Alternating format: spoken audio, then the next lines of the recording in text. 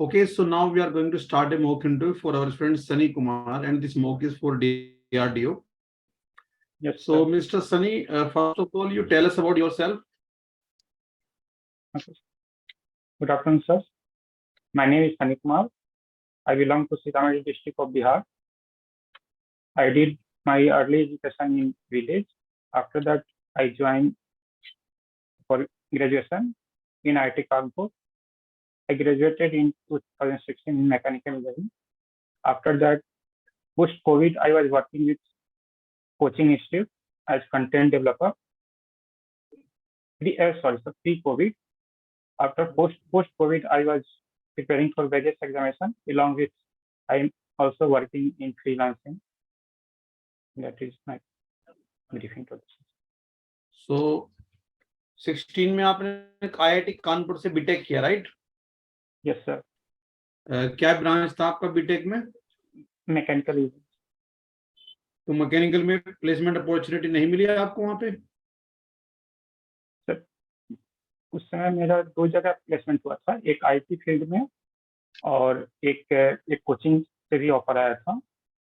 तो मुझे आगे फर्दर पढ़ने का भी था और घर का कुछ फाइनेंशियल कंडीशन भी था, तो इसलिए मैंने कोचिंग ज्वाइन किया ताकि कुछ टाइम मुझे पढ़ने के एकेडमिक से जुड़ा रहे। कोचिंग में आपने कौन सा सब्जेक्ट चूज किया और किसको पढ़ाते हो आप, किस सेगमेंट में? मैंने पढ़ाता नहीं था, कंटेंट डेवलपर पे, मैथ्स में कंटेंट डेवलपर के तौर पर काम कर रहे थे सर। तो आप तो मैकेनिकल इंजीनियरिंग के थे, आपको फिर अगर करना था तो फिजिक्स चूज कर सकते थे। आप मैथमेटिक्स में क्यों गए? मैथमेटिक्स में क्योंकि अपने पढ़ने के लिए भी मैथ्स में मुझे ऐसा लगा था कि मैथ्स को मैं इजीली हैंडल कर लूंगा, और 12th का फिजिक्स थोड़ा मैकेनिकल इंजीनियरिंग से अलग हो जाता है, तो उसमें प्रॉपर टाइम देना पड़ता और मैथ्स में उतना टाइम नहीं देना पड़ रहा था, इसलिए मैं मैथ्स चुना। नहीं, मतलब आपका प्लान क्या था फ्यूचर का, आपका ऑब्जेक्टिव क्या था करियर का? कैरियर आगे किसी रिसर्च फील्ड में या किसी एकेडमिक फील्ड में ही जाना था। पर नहीं, रिसर्च अगर करना था तो मैकेनिकल में ही करना था या नॉन मैकेनिकल में जाना था? मैकेनिकल में ही करना था सर। तो फिर मैकेनिकल में अगर जाना था तो आपने मैथमेटिक्स क्यों चूज किया? फिर तो आपको मैकेनिकल से रिलेटेड ही सब्जेक्ट चूज करना था ना। आप 11th क्लास की फिजिक्स जो है वो मैकेनिकल इंजीनियरिंग से रिलेटेड है, तो आपने उसके लिए क्यों नहीं ट्राई किया ताकि आपकी एक्सपर्टाइज बढ़े उसमें? सर ऐसा नहीं कि मैथ यूज नहीं होता मैकेनिकल में, लेकिन फिजिक्स में कंसर्न था कि मुझे 12th का भी देखना पड़ता साथ में, वो भी कंपल्सरी था, और इसीलिए मैंने सर मैथ्स चूज किया था। तो अभी क्या प्रॉब्लम है वहां पे? अभी सर मैं वर्किंग नहीं, post covid I was not working there. I was preparing for various government examination along with freelancing on the online platform. अभी आगे क्या करना चाहते हो, मतलब कोई अपना एक एम बनाया आपने कि लाइफ में इस रास्ते पे आगे चलना है, ये करना है? यस सर, अभी रिसर्च फील्ड में जैसे DRDO बार्क, इसके लिए मैं ट्राई कर रहा हूँ।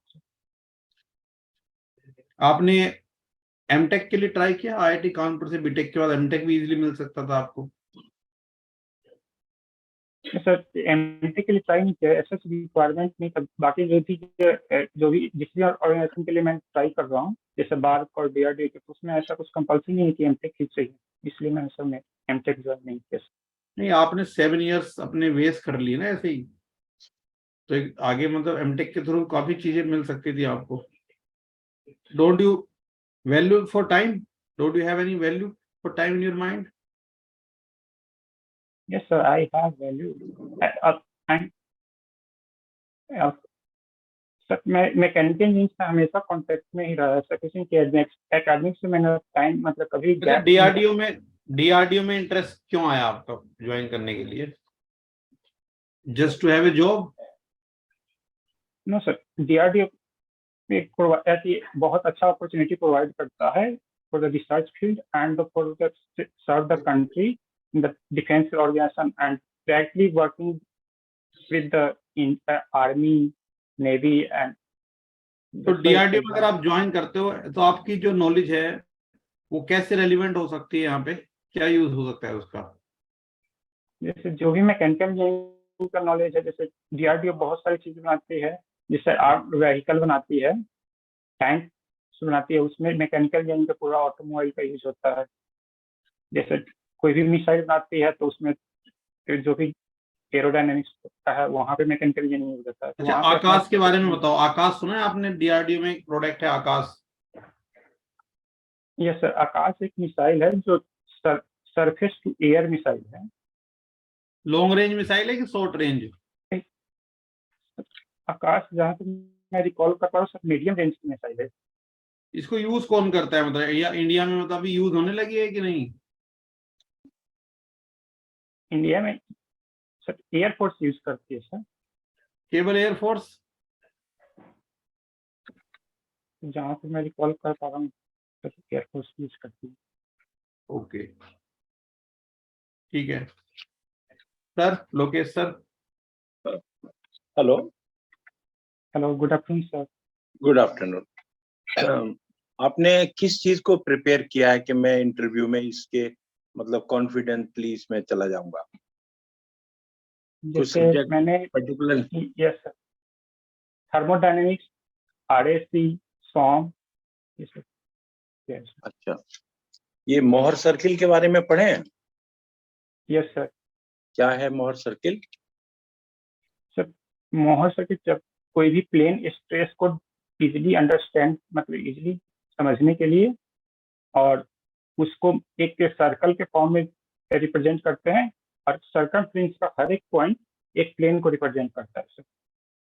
ओके, ये तो कैरेक्टरिस्टिक ऑफ सर्किल हो गए।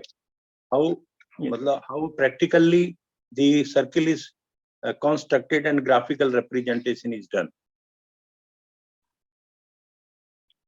बाई एक्सेल लोडिंग्स आप लीजिए, वेदर इट इज टेंसाइल और कंप्रेसिव, और उसमें शियर करके एक एंगल थीटा पे can you construct and be confident that yes I am able to find out principal stresses and the stresses at a point. You are telling me that circle point contains a plane. Okay, very clear. Okay. तो shear जो बोलते हैं failure take place at a what angle? मान लो shear failure takes at a what angle? ये depend करता है कि material में शियर फेलियर हो रहा है या तो कौन सा फेलियर हो रहा है। देखो question is very clear. I am telling you the shear failure is taking place. Okay. Okay, sir. At what plane it will fail?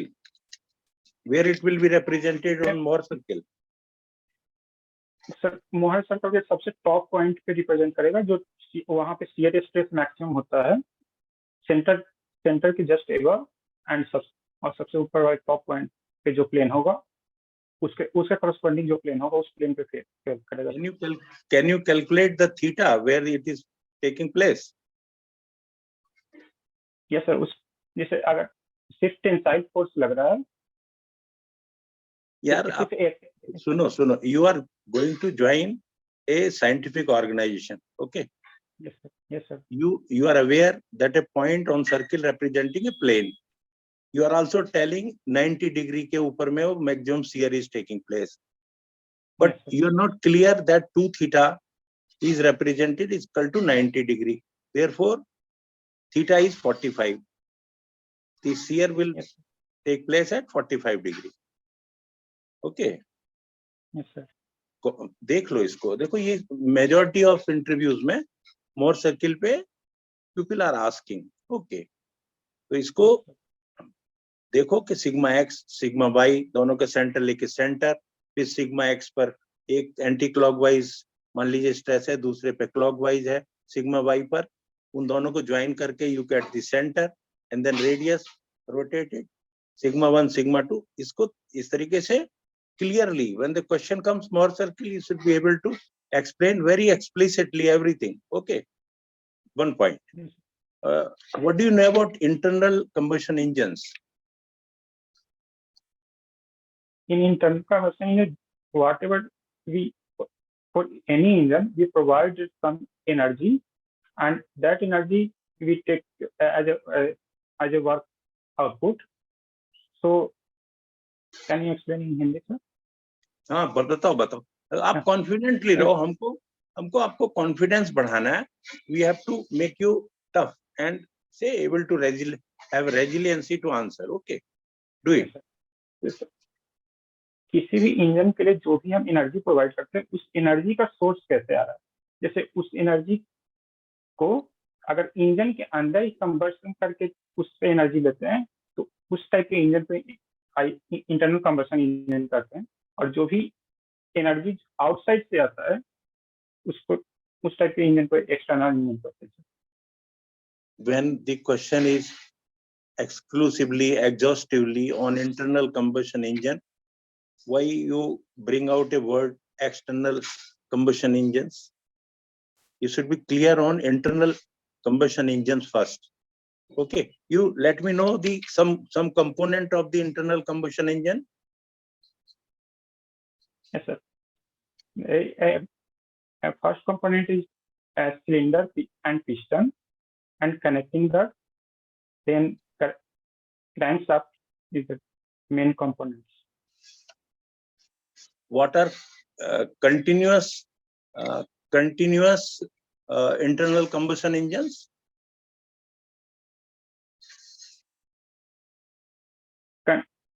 Continuous combustion engine, that means the combustion कर रहे हैं और उससे energy extract करते जा रहे हैं. जैसे ये 4 स्ट्रोक इंजन में होता है कि 2 साइकिल में एक बार कंबशन होता है, लेकिन कंटिन्यूअस कंबशन साइकिल में कंबशन हो रहा है और उससे एनर्जी लेते जा रहे हैं. उस टाइप के इंजन कंटिन्यूअस कंबशन के लिए. Can I expect a engineer of IIT that you can postulate your own statements? No, sir. There's something might have been taught by the engineering books. Gas turbine, jet turbines, and rocket turbines are continuous combustion engines. And you are going to join DRDO.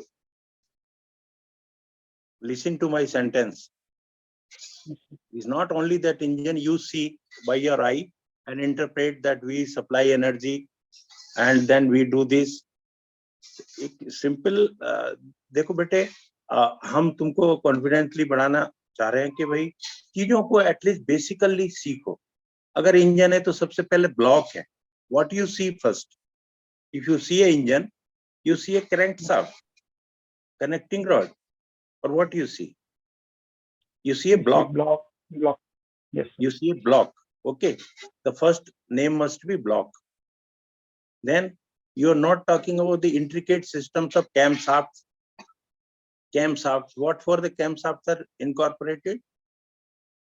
Camshaft for exhaust, inlet and outlet valve. Opening of inlet valve or outlet valve. Okay, that means कि हमने block देखा, तब हमने देखा कि हमारे valve खुलेंगे बंद होंगे, तो हम कैमशाफ्ट पे चले गए, तब फिर पिस्टन पे आ गए, फिर कनेक्टिंग रॉड पे आ गए, देन क्रैंकशाफ्ट पे आ गए, and then we are out for the flywheel.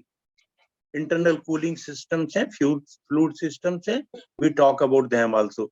What are the 4 systems in engine? Block. नहीं, अब तो ये हो गया. I'm talking about the now system. What are the system to make a engine run?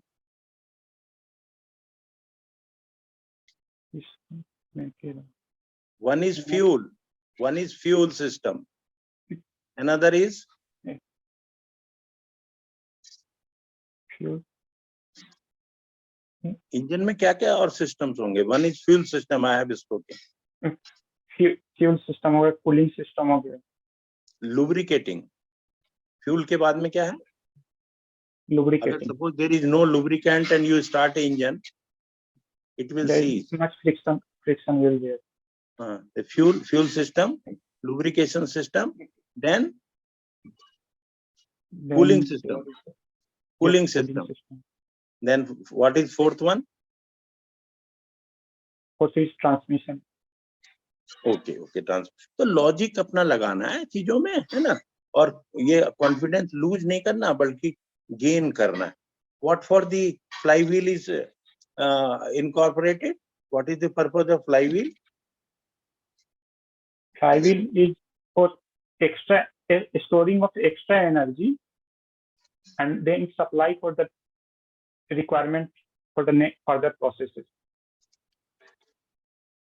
अच्छा, to maintain, उसको technically क्या बोलेंगे? To maintain the constant speed of the engine and or providing the continuous power for the to the transmission system. This is for torque management. Okay, average torque के ऊपर नीचे calculation करके flywheel की calculations होती हैं. Okay, उनका working area करते हैं. उसके बाद में क्या मीन प्रेशर है, क्या मीन टॉर्क रहेगा, नहीं. What is Tn is equal to constant or variable for engine? Tn is variable, sir. For the power cycle, torque generated by the variable होगा. Torque generated by the engine is variable, but for the power cycle, torque generated. Suppose maximum. Suppose you are moving in a fifth gear in your car. The speed is low. What will happen to torque? That time, torque requirement is the constant. That time. Concept clear करो बेटे, नहीं क्या? Torque and speed की जो वो है constant रहती है. सपोज हम लोअर गियर में मशीन को चलाते हैं तो it takes more torque. When we go for higher speed, then torque requirement is less. The product remain constant, that is the power generated or the supplied at that moment. Okay, at that particular the throttle position of the car will give the power. Okay, आजकल fuels के बारे में काफी बात चल रही है. What do you understand by biofuels? Biofuels sir अभी रिसेंटली न्यूज में जिसमें डीजल में 80% डीजल लेते हैं और उसमें 20% बायो डीजल. मान लो DRDO गैसोलीन को बदलना चाहता है, तो तुम कौन सा फ्यूल रिकमेंड करोगे? बायोफ्यूल रिकमेंड करोगे? उसमें बायो डीजल रिकमेंड करेंगे कि सर उसे. Gasoline is used in some aircraft. They want to replace it. They want the name of the biofuel. Biobutanol. These are certain recommendations. Biobutanol can replace gasoline. Biodiesel can replace petrol diesels. ठीक है, तो ये चीजें देखनी पड़ेंगी, है ना? Dimethyl ether can also replace petrol diesels. Bioethanols and methanols can use. ये छोटी छोटी चीजें रहेंगी. अच्छा, एयर पोल्यूशन हम गाड़ी का PUC कराने जाते हैं ना? Yes sir. We go to PUC of our vehicle. कौन कौन सी गैसेस का वो करते हैं? क्राइटेरिया ऑफ एयर पोल्यूशन है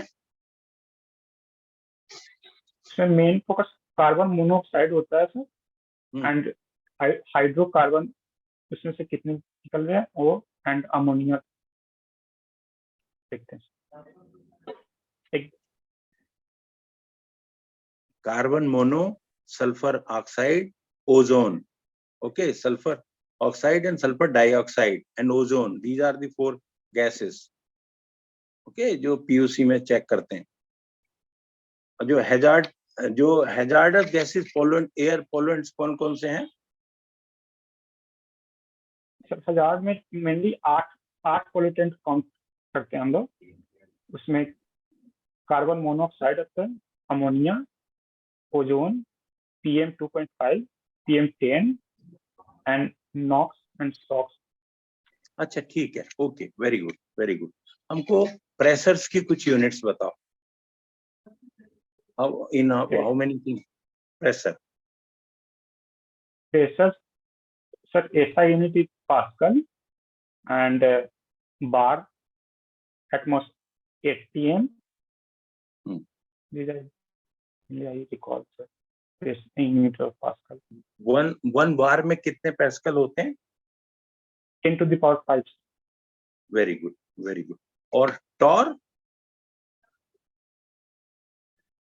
1 ATM में 760 टॉर होते हैं. ओके अच्छा ठीक है, गुड गुड गुड गुड, या ठीक। गौरव sir,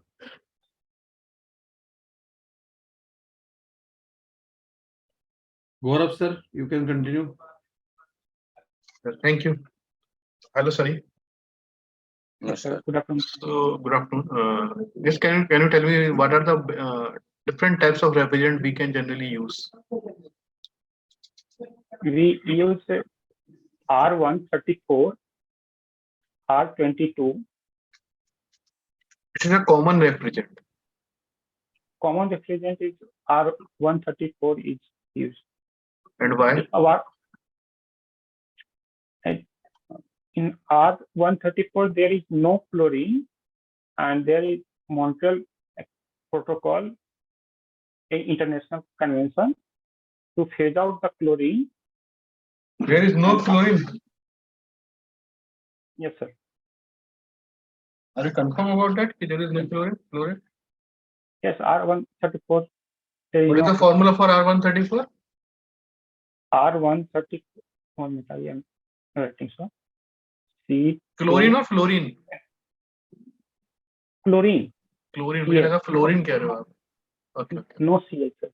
Okay. What do you mean by ODP?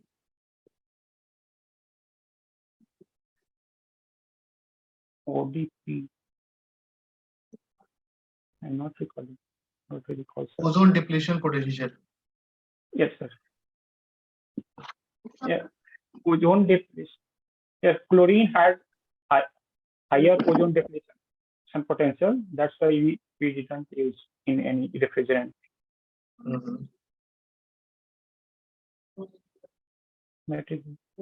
How the ozone depletion happens?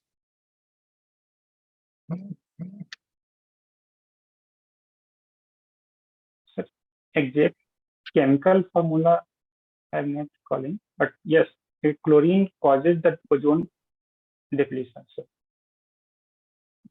chemically, what is the chemical formula? I'm not able to recall. Can we use the ammonia as a refrigerant in the domestic refrigerator? So in domestic refrigerator, we didn't use ammonia because there ammonia is a toxic substance. That's why we didn't use in domestic purpose, but in commercial purposes, we use it. Okay. When we use the ammonia, so how can we replace the compression? Which component can be replaced by that compression?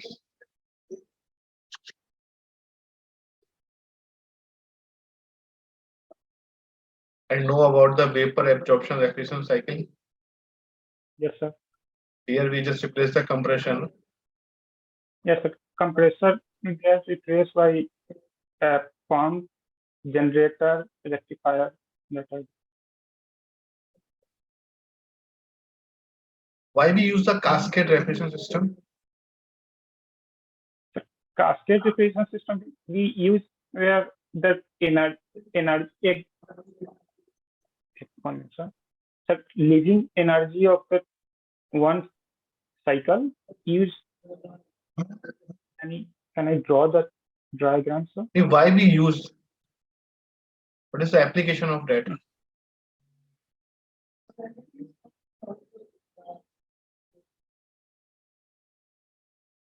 Why we use where the in the one cycle energy extraction is difficult, so that's why we use another refrigerant for the another cycle.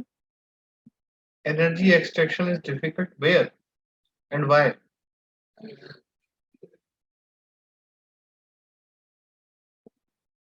Like we maintain the lower temperature, we need much of extraction of energy that, and in one cycle, like in the refrigerant, in the common refrigerant, we didn't reach the lower temperature. That lower temperature.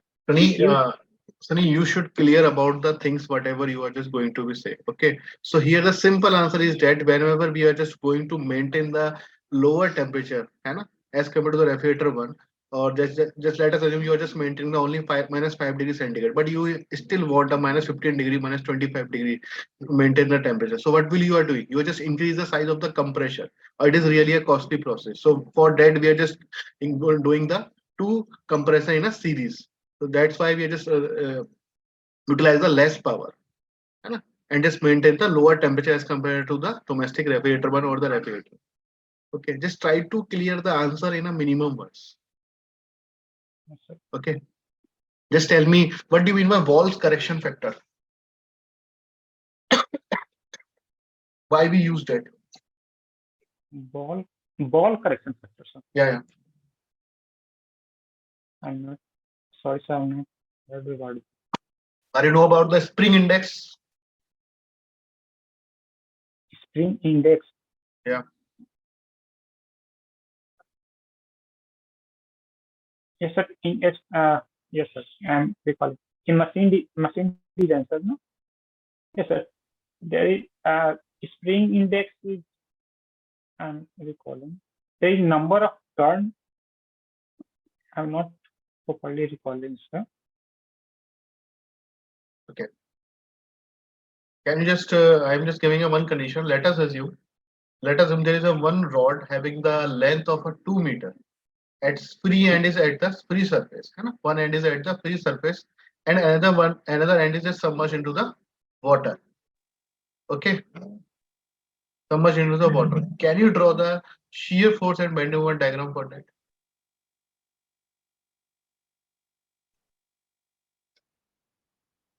There is 2 meter length. There is a one rod having the diameter d. Let us assume there is a 20 mm diameter, and Yes, sir. the length is 1 or 2 meter. Okay, Yes, sir. just submerged in the water. At one surface is lie at the free surface, and the whole body is going to be submerged in the water. So can you draw the shear force and a bending moment diagram for that? How can you approach that? They are just hinged by the both end. Let us assume for equilibrium condition. Sir मैं rod किस state में होगा मैं वो समझ नहीं पा रहा हूँ sir. There is a one vertical rod like this. There is a one vertical rod which is just submerged in the water. There is a free surface there is a one end is lie at the free surface, and the whole rod is submerged in the water. Okay. So can you draw the shear force and a bending moment diagram for that? Yes, sir.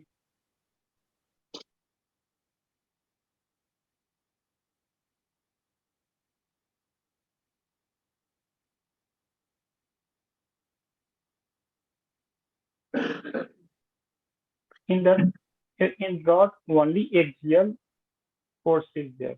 There is no transverse force in the rod because the rod is vertical.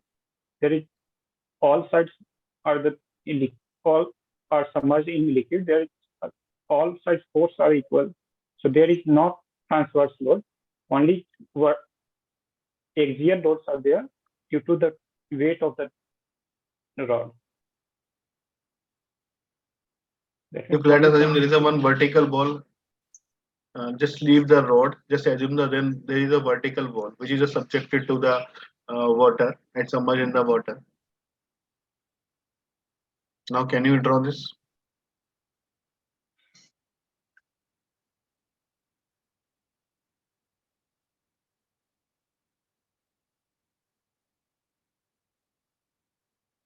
Then bending moment diagram. Shear force and bending moment diagram. Let us assume there is a one ball, which is just submerged in the water. Free surface lie, one surface lie at the free surface, and another surface is 2 meters below from the free surface. Yes, sir. Shri, your interview will be on 5th of March, 5th of April. Yes, sir. आप कल हम परसों मुझे एक बार snap में मिलो, है ना? Join me at Snap, है ना? Tomorrow I will be at 3 p.m. available. So just join me at 3 p.m. Okay. Yes. So we will discuss some questions. So your interview will be good, है ना? अभी थोड़ा सा आप revise करो subject, जो भी सब्जेक्ट आपको अच्छा लगता है उसको रिवाइज करो, then we will meet at the tomorrow at 3 PM, है ना। थोड़ा सा आप कंफ्यूज हो रहे हो चीजों में, तो कल स्नैप पे अपन लोग एक एक सब्जेक्ट पे डिस्कस करते हैं ना। Yes sir. Okay, thank you. Hello. Yes sir. देखो बेटे, अपने पास्ट को भूल जाओ कि तुमने 2016 से लेके आज तक क्या किया है ना। Yes sir.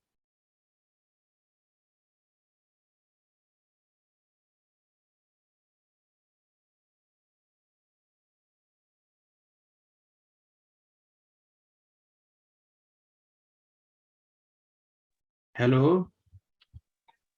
Yes hello. Sir. हाँ हाँ, मैं ये कह रहा हूँ आप बिल्कुल पास्ट को भूल जाओ, ठीक है भाई। किसी एरिया में तो आपने कॉम्पिटेंसी, अपना जो कॉन्फिडेंस है उसको लो मत करो। बहुत से लोग होंगे ऐसे जिनको उतना नहीं मालूम होगा, तुमको काफी कुछ मालूम है। Okay, have sound confidence. Clear नहीं सर। अच्छा अच्छा, साउंड अभी क्लियर है? हेलो, थोड़ा लो है। अभी क्लियर है? अभी हेलो। हाँ कंटिन्यू रखो, बोलो बोलो। हाँ हाँ, यस सर। देखो वो लोग इंटरनल कंबशन इंजन, ठीक है ना, और ये एक्सटर्नल कंबशन इंजन पे बात कर सकते हैं। डीआरडीओ में रॉकेट्स भी बनाए जा रहे हैं, फायर आर्म्स भी बनाए जा रहे हैं, कैनन बनाए जा रहे हैं, ठीक है ना। तो जो एक्सटर्नल कंबशन इंजन्स हैं, ठीक है, उनको अलग यस से पढ़ो। इंटरनल कंबशन इंजन्स में सिर्फ लोग समझते हैं कि पिस्टन होना जरूरी है, ये होना नहीं। जो इंटरनल कंबशन इंजन्स हैं उसमें जेट इंजन्स भी हैं, ठीक है, और ये जो मैंने आपको बताया था कि गैसोलीन इंजन्स भी हैं, जो समझे ना। तो इंटरनल कंबशन का मतलब है फ्यूल, जो केमिकल एनर्जी है वो मैकेनिकल में कन्वर्ट हो रही है, ठीक है। तो जो नोजल्स के थ्रू है जेट इंजन से, इन सबको पढ़ो, है नहीं, कंफ्यूजन में मत रहो। आवाज आ रही है? बहुत स्लो आ रही थी और कहीं। अच्छा, तो फिर मैं वैसे बात कर लूंगा तुमसे फोन लगा के, ठीक है। You can call to me, तो मैं बता दूंगा तुमको यस जो जो सर। चीजें मुझे लगता है कि तुम्हें कर लेनी चाहिए, ठीक है। Yes sir. Okay, okay Sunny, ठीक है। Yes sir. थोड़ा सा ये तुमसे मतलब बात कह सकते हैं, वो तुम्हें थोड़ा वहां पे लग सकता है अनकंफर्टेबल कि भाई आईआईटी से, कानपुर से तुमने बीटेक किया और उसके बाद मतलब कोई प्रॉपर प्लान नहीं किया, ठीक है। तो वहां पे घबराने की जरूरत नहीं है। अगर कुछ बोलते भी हैं तो आराम से सुनो, और मतलब उसको उस टाइम पे प्रेशर में मत आ जाना उस चीज के। सर इस चीज को कैसे हैंडल करेंगे? जैसे मतलब हैंडल पहले तो ये करना है कि ठीक है जो कह रहे हैं कहने दो उनको, मतलब उसके चक्कर में अपनी बॉडी को मतलब अनकंफर्टेबल मोड में मत लाना। अपने दिमाग को कूल रखना कि कोई बात नहीं, ठीक है ना। और अपनी जो आगे की नॉलेज है, जो और चीजों की नॉलेज है जिसके ऊपर वो क्वेश्चन पूछ सकते हैं, उसमें अच्छा परफॉर्म करने की कोशिश करना। Yes sir. हमें पता है ना यार ऐसा हो सकता है, तो पता है तो फिर ठीक है, उसकी टेंशन वहां पे नहीं लेनी उस टाइम पे ज्यादा, ठीक है। बाकी आप बोलो कि सर उस टाइम पे अपॉर्चुनिटी मतलब जो थी, मेरा एम तो यही था कि कोर सेक्टर में मतलब पब्लिक सेक्टर के अंदर या किसी डिफेंस जैसे डीआरडीओ जैसी बड़ी ऑर्गेनाइजेशन है, इन सब से मैं अपने करियर की स्टार्टिंग करूं। तो उस टाइम पे कॉलेज में कैंपस प्लेसमेंट में ऐसी कोई ऑर्गेनाइजेशन नहीं आई वहां पे। तो जो अपॉर्चुनिटी थी मुझे या तो आईटी सेक्टर में थी या फिर ये एक टीचिंग की प्रोफाइल में थी। तो मैंने इसको कंटेंट डेवलपमेंट को चूज किया क्योंकि मैथमेटिक्स मेरा थोड़ा मतलब अच्छा सब्जेक्ट पे कमांड भी अच्छी थी मेरी। और उसके बाद कोविड के बाद जब ये सिचुएशन हुई तो मेरी जॉब वो जो थी वो मतलब छूट गई, काम जो मैं करता था वो बंद हो गया, ठीक है। तो उसके बाद मुझे रियलाइज हुआ कि मुझे फुल्ली मतलब फुल डेडिकेशन अपने प्रिपरेशन पे ही लगानी चाहिए, क्योंकि जो मेरा एम है उसको अचीव करने के लिए मतलब कि और ज्यादा मुझे मेहनत करनी पड़ेगी उस फील्ड में। तो मैंने तब से ही लगातार मैं अपने टेक्निकल सब्जेक्ट को बार बार पढ़ना, रिवाइज करना और जो भी चीजें हैं उसके लिए रिक्वायर्ड उन सब पे काम कर रहा हूँ सर। तो तभी मैं यहाँ पे फिर अपॉर्चुनिटी मिली है मुझे, ये सिंपल, ठीक है। Yes sir. हाँ उसके अलावा कोई प्रोडक्ट के बारे में पूछ लेते हैं, वो डीआरडीओ के थोड़ा अच्छे तरीके से उनके सारे प्रोडक्ट का आइडिया ले लो, मेन मेन जितने फेमस है ना। Yes sir. जैसे सर ने आकाश के बारे में पूछा कि हाँ तो आकाश के बारे में ठीक है, उतना बता दिया तो दैट्स एनफ। इसको आर्मी भी यूज करती है, एयरफोर्स भी यूज कर रही है, दोनों कर रहे हैं। Yes, sir. ठीक है। Yes, sir. ऐसे ही आकाश और जितनी भी मिसाइल ब्रह्मोस इन जिन पे ये काम कर रहे हैं उनका थोड़ा बेसिक आइडिया होना चाहिए, मतलब not much in depth. Yes, sir. और बाकी अपना विजन क्लियर करो, उसमें घबराने की जरूरत नहीं, बताओ जो पॉइंट कहना चाहते हो,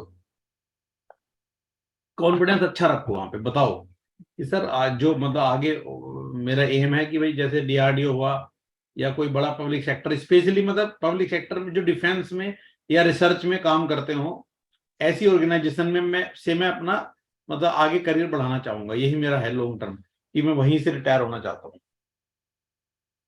एक अच्छी मतलब उसमें अच्छे लेवल का काम करके अच्छी रिकॉग्निशन अचीव करके मैं रिटायर होना चाहता हूँ as a long term career objective. ठीक है, बाकी टेक्निकल पूछेंगे तो उसको अच्छे तरीके से हैंडल करना है, सब्जेक्ट के ऊपर ही तुम्हारा सब कुछ डिपेंड करेगा, जो नॉलेज तुम सब्जेक्ट की शो करोगे वहां पे। Yes, sir. ठीक है, Yes. चलो ओके, ऑल द बेस्ट।